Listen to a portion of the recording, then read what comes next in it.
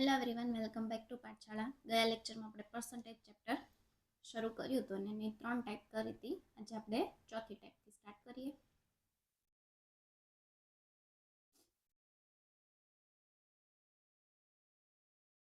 શું કહે છે કે કોઈ પરીક્ષામાં પાસ થવા માટે 35% ગુણની આવશ્યકતા છે. આ પરીક્ષામાં 128 માર્ક આવે છે અને તે 12 માર્ક્સથી નાપાસ થાય છે. એટલે શું કે છે, એને 128 આવ્યા, હજી જો 12 આવી ગયા હોત ને તો એને 35% માર્ક થઈ ગયા હોત, કેમ કે 12 માર્કથી નાપાસ થયો. જો 12 માર્ક હજી વધારે આવી ગયા હોત તો એ પાસ થઈ જાત. અને પાસ થવા માટે કેટલા ટકાની જરૂર છે? તો કે 35%ની. તો 128માં હું 12 એડ કરું એટલે કેટલા થશે? 140. ઓકે, 140 છે એ કેટલા ટકા થશે? તો કે 35% થશે, કેમ કે 35%થી પાસ થવાતું હતું. બરોબર. તો આ 100% માર્કનો પેપર છે ને, એમાં 35% માર્કે પાસ થવાતું હતું. એ 35% માર્ક કેટલા છે? તો કે 140. તો કેટલા માર્કનું પેપર હશે એ આપણે ગોતવાનું. 140 ગુણ્યા 100 છેદમાં 35.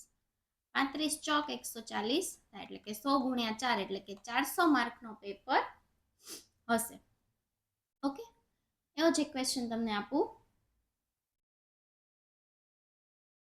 કે કોઈને પરીક્ષામાં પાસ થવા માટે છે ને 40% લાવવા પડે એમ હતું, પણ એને છે ને આવ્યા 232% અને 8 માર્કથી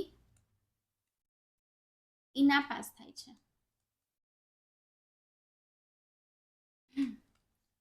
તો પેપર કેટલા માર્ક્સનો હશે?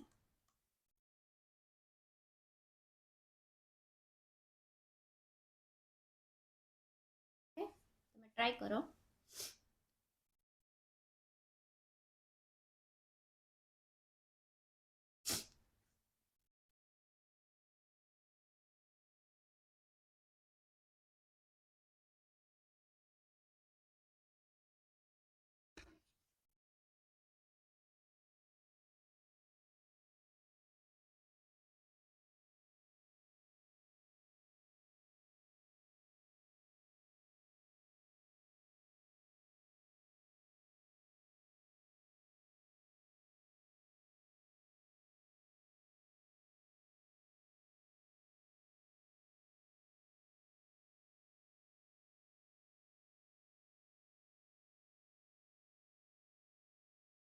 શું કીધું છે કે 232માં હજી 8 માર્ક એને એડ થઈ ગયા હોત તો એ પાસ થઈ જાત અને 40% લઈ આવત.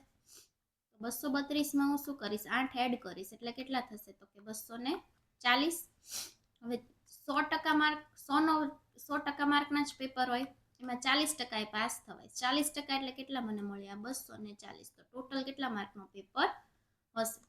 તો કે 100 ગુણ્યા 240 છેદમાં 40. 0 0 કટ, 6 ચોક 24 એટલે કે 100 ગુણ્યા 6 એટલે કે 600 માર્કનો ટોટલ પેપર હશે. ઓકે, આઈ હોપ કે આ ટાઈપ બધાને સમજાઈ ગયો હશે. નેક્સ્ટ જોઈએ. શું કીધું છે કે એક વ્યક્તિ તેના માસિક પગારના 35% ઘર ખર્ચમાં વાપરે છે. 35% છે ને ઘર ખર્ચમાં વાપરી નાખે છે. પછી 15% મનોરંજન ખર્ચમાં વાપરે છે. 15% છે એ મનોરંજનમાં. ઓકે, પછી શું કીધું છે? તો કે 25% શિક્ષણ ખર્ચમાં વાપરે છે. 25% શિક્ષણમાં અને 5% છે એ અન્ય ખર્ચો થાય છે. હવે શું કીધું કે જો તે વ્યક્તિનો મહિને 3000ની બચત કરતો, એટલે કે એનું સેવિંગ કેટલું હશે? તો કે 3000 હશે. આ બધો ખર્ચ થઈ જાય ને પછી જેટલું બાકી રહે ને એટલું આ 3000 હોવા જોઈએ. ઓકે, ટોટલ તો 100% જ હોય.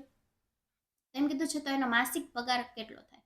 આ બધાનો આપણે સરવાળો કરીએ કે 5 ચોક 20, 3 2 5, 6 7 ને 8 એટલે કે 80% તો એ છે ને ખર્ચ કરી નાખે છે. 100 માંથી કેટલો એને ખર્ચ કર્યો? 80% એ શું કરે છે? ખર્ચ કરી નાખે છે. બરોબર.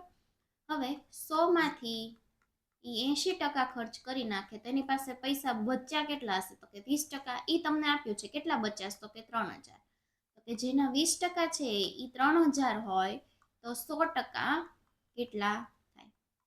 કે 100 ગુણ્યા 3000 છેદમાં 20. 20 500, 5 તેરી 15 અને 3 0 એટલે કે એનો પગાર કેટલો હશે? તો કે 15,000 એનો પગાર હશે. ઓકે, છે ખૂબ ઇઝી. શું મેં કર્યું કે જેટલો એને ખર્ચો કર્યો ને એ ખર્ચાના ટકાવારી મેં ટોટલ કરી નાખી. બરોબર. હવે ટોટલ તો પગાર કેટલો હોય? 100% જોઈએ. 100%માંથી જો એને 80% વાપરી નાખ્યું હોય તો બચે કેટલો? 20%. 20% એટલે આપણને તમને બચત એની આપેલી જ હતી કે 3,000 રૂપિયા.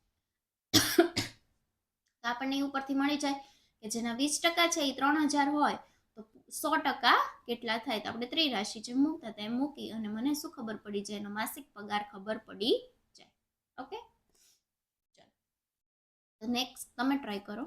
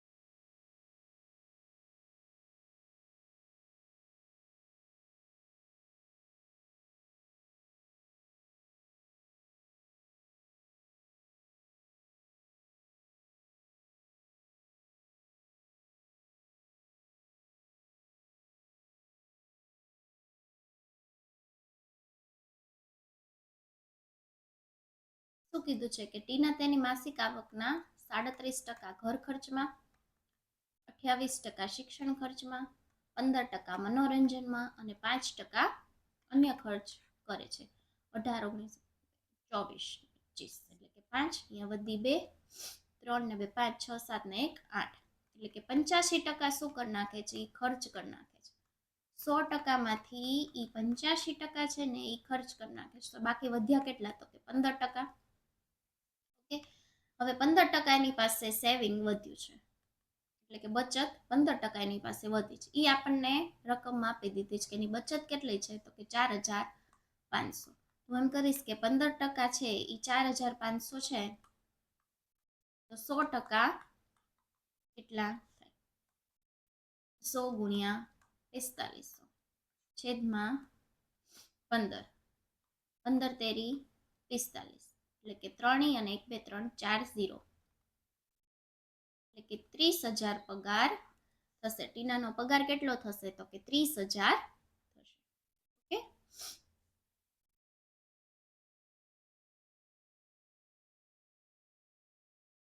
હજી એક આવો ક્વેશ્ચન સોલ્વ કરીએ આપણે. હું તમને આપું સોલ્વ કરવા.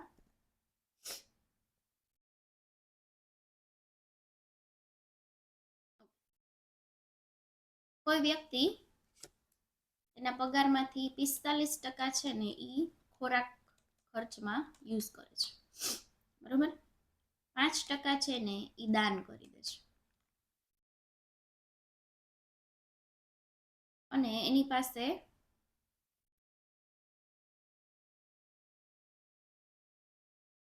ઓકે અને એ શું કરે છે? 28,500 છે ને એ ખોરાક અને દાનમાં ખર્ચ કરે છે. તો તેનો માસિક પગાર શોધો. રીત ઈ જ છે, થોડું ફેર છે. પહેલા તમે ટ્રાય કરો. પહેલા તમે મગજ દોડાવો અને પછી હું તમને કહું.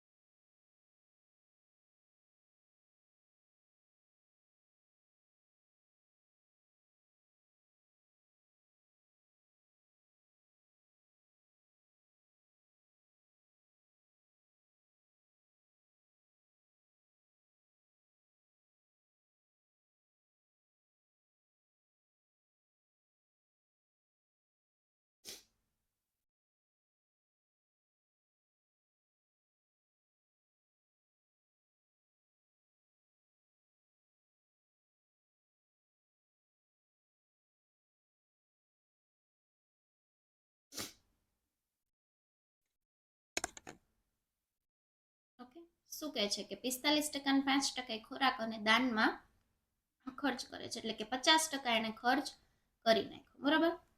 ટોટલ કેટલું હોય તો કે 100%. 100%માંથી એને 50% ખર્ચ કરી નાખ્યો, એટલે વધ્યા કેટલા તો કે 50%. ઓકે, હવે તમને શું કીધું છે ને કે 28,500 છે ને ખર્ચ કરે છે. આ વખતે તમને શું કીધું, બચત આપી નથી, તમને શું કીધું છે કે ખર્ચ કરે છે. ખર્ચ મને ખબર છે કેટલો થયો હતો તો કે 50% ખર્ચ થયો હતો. તો જો 50% ખર્ચ થયો તો એ મને આપેલું છે 28,500, તો કે 100% કેટલા થાય. ઓકે, 100 ગુણ્યા 28,500 છેદમાં 50. આ 0 0 કટ, 50 50 25, 3 વધ્યા અહીંયા તો કે 35, એટલે કે 5 સત્તા 35 અને 0 એટલે કે 57 અને 1 2 3 0, એટલે કે 57,000 એનો પગાર હશે. ઓકે, ઘણીવાર તમને બચત આપેલું હશે, ઘણીવાર તમને ખર્ચ આપેલો હશે. ધ્યાનથી ક્વેશ્ચન વાંચી અને એ જે પણ આપ્યું હોય એ પ્રમાણે તમારે સોલ્વ કરવાનું રહેશે. ઓકે, નેક્સ્ટ ટાઈપ જોઈએ.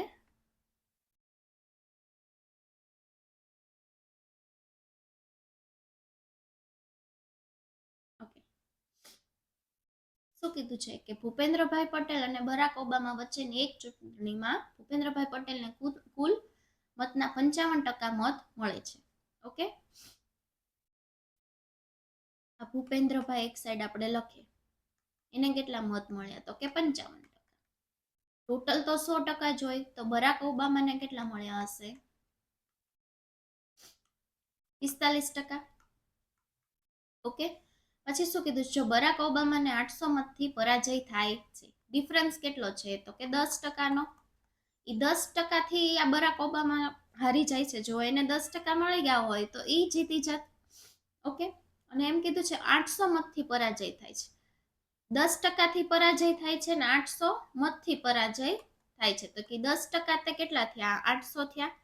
તો કે જેના 10% છે એ 800 હોય તો કુલ મત કેટલો હશે 100%. તો 100% છે એ કેટલા થાય, ત્રિરાશિ મૂકશું 100 ગુણ્યા 800 છેદમાં 10, 800 ગુણ્યા 10 એટલે કે 8,000 કુલ મત હશે. ઓકે, સમજાણું. શું કીધું કે ભૂપેન્દ્રભાઈને 55% મત મળ્યા એવું મને કીધું, એટલે મને ખબર પડી ગઈ કે બરાક ઓબામાને કેટલા મળ્યા હશે 45 મળ્યા હશે. ટોટલ તો 100% જોઈ, 100%માંથી મેં શું કર્યું 55% બાદ કર્યા, એટલે મને કેટલા મળ્યા 45% મળી ગયા. પછી તો મને ખબર પડી કે કેટલો ગેપ આવ્યો તો કે 10% નો, 10%થી હારી ગયા, 10% મતથી જ હાર્યા. ઓકે, અને એ મને આપ્યું છે કે 800 મતથી હારી ગયા, પરાજય થયો. તો 10% તે શું આપ્યું હતું તમને 800 મત આપ્યા હતા. ઓકે, એવો જ એક ક્વેશ્ચન તમને આપું કે મોદીજી અને રાહુલ ગાંધી એ બે ચૂંટણીમાં ઉભા રહ્યા હતા, બરોબર. હવે નરેન્દ્રભાઈ મોદીને છે ને કુલ 60% મત મળ્યા હતા અને એની જીત થઈ હતી, બરોબર. અને એની જે જીત થઈ હતી ને એ 3,200 મતથી જીત્યા હતા. તો કુલ કેટલા મત હશે એ તમારે શોધવાનું છે. તો પહેલા તમે ટ્રાય કરો.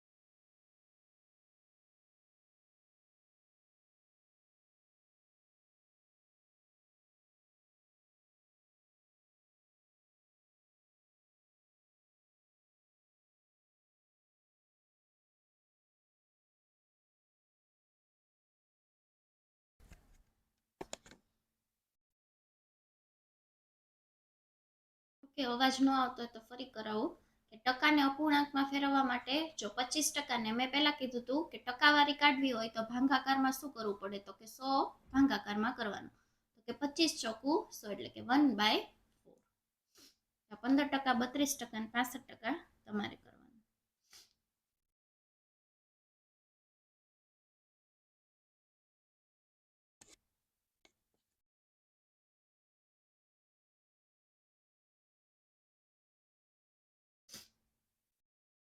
તો હું શું કરીશ, ટકાવારી કાઢવા માટે 15/100 કરીશ.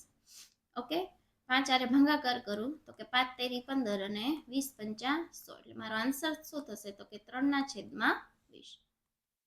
32 આ ટકાવારી કાઢવા માટે ભાગ્યા હું શું કરીશ, તો કે 100.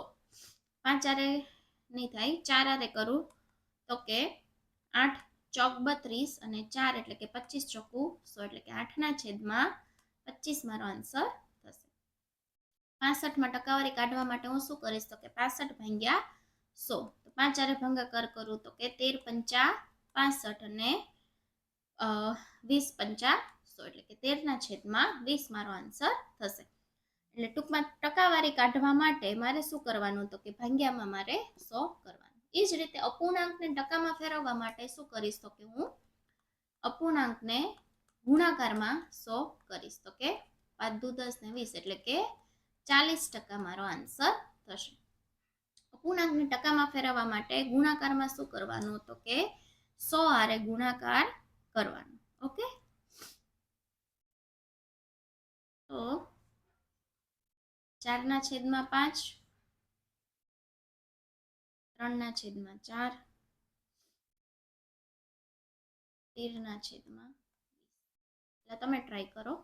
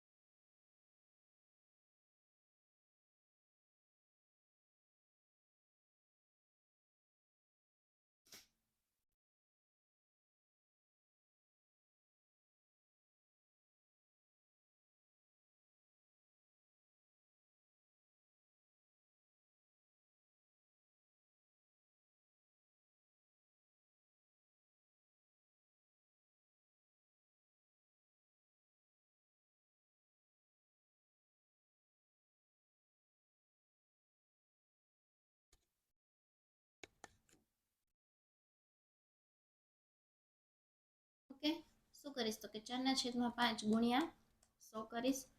20 પંચા 100 એટલે કે 20 ગુણ્યા 4 એટલે કે 80% મારો આન્સર થશે. 3/4 ગુણ્યા 100 કરીશ એટલે કે 25 ચોકુ 100 અને 25 તેરી 75.